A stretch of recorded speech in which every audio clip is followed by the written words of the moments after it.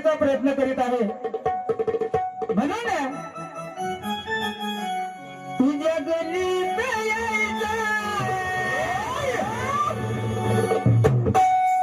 आता गलीच नाही एकाच गली दोघं देव आता कसं गलीत जावा बाबा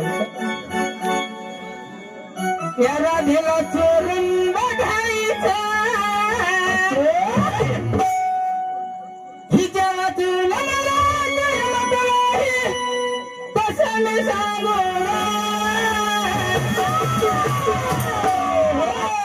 आताच माझ्या राधेला सांगितलं सरपंचाला की सरपंचाने मला 3 दिवसापूर्वी फोन केला.